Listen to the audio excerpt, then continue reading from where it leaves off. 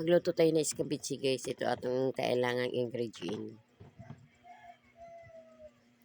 Ito na hiwa na ating garlic, sibuyas, kamatis, bell pepper, luya, carrots. May asukar tayo, ketchup. Iyan ang ating kailangan ingredient para sa ating escabeche.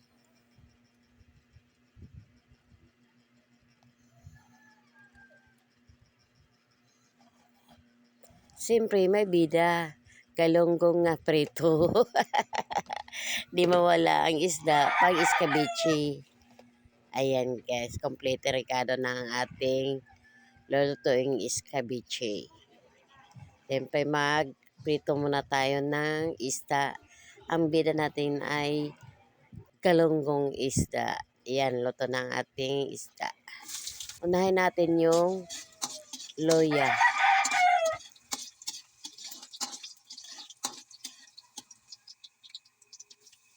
Yung bawang.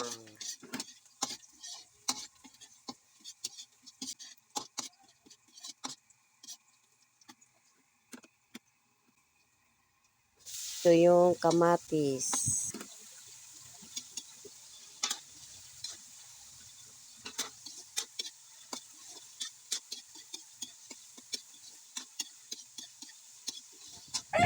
Ituin muna natin ang gusto yung kamatis.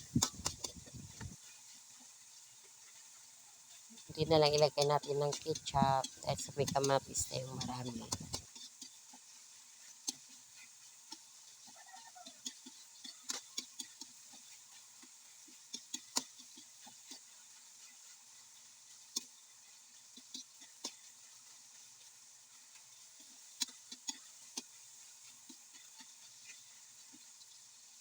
Ito guys, lagyan natin yung sibuyas.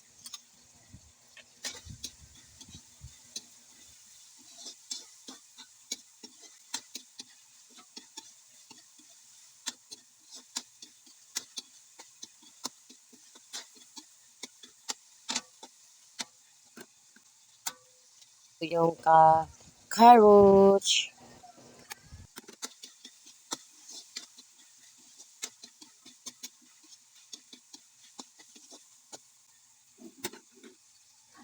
Bell pepper.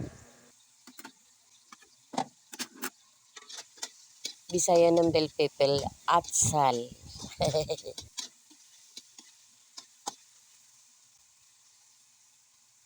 Ng tubig.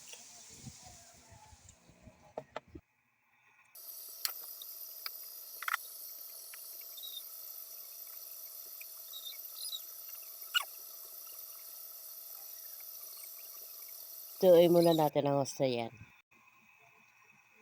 Ketchup. Diba? Pag marami kamatis, pwede na konti na lang ketchup ilagay.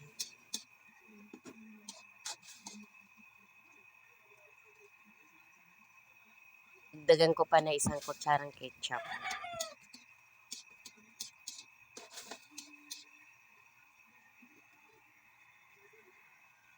Natin ng asukal.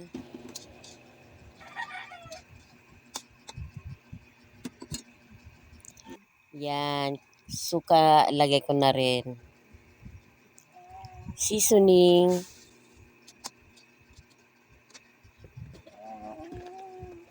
Dagdagan natin ng tubig guys. Para may pambahog-bahog na sa kanin to. Paminta. Asin. Maglagay din tayo ng isang kutsarang oyster sauce.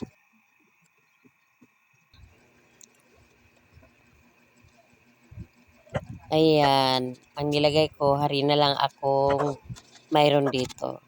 Pero maganda kung starch ang pagpalapot nyo guys. Lagyan natin yung isda. Ceviche ko guys. Ceviche ang aming niloto.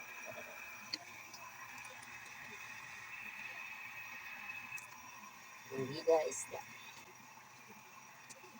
Mga isda. Mura lang kasi ngayon ang galunggong. 160 ang kilo. Kasi minsan ang isdang galunggong abot to ng 280 ang isang kilo. Ngayon mura, ayan, magluto tayo ng isda. Gawin na iskabichi. Ito na yung niluto ko. Ito na guys, luto na ang ating iskabiching galunggong. Yan. Ang isdang iskabichi. Oh. Mag-plating na tayo guys sa ating nilutong galunggong na iskabichi. Ayan na. Lagyan natin ng toppings para yummy tingnan. Ayan.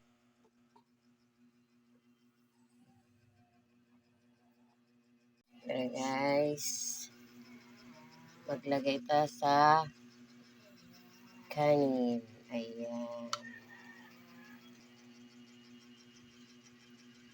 Ayan. Ito na ating galunggong iskabichi. Yes. Galunggong iskabichi. Kain na tayo guys. Silip pa talaga yung Happy Labs ko. Sumilip yung asawa kong ugi. Awa mo. Galunggong guys. Kain na tayo guys. Iskabichi, galunggong. Siyempre, may kape. Let's eat na guys sa ating iskabichi galunggong. Kain na tayo. Magkamay ka guys. Lagyan natin ng sarsa yung kanin. Pag mura yung isda naman. Diba? Kain tayo.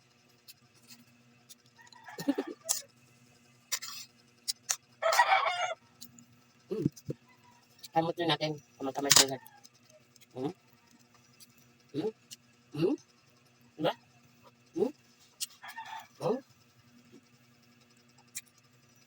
Lagyan natin ng sarsa ng iskabichi. Thank you for watching. God bless everyone.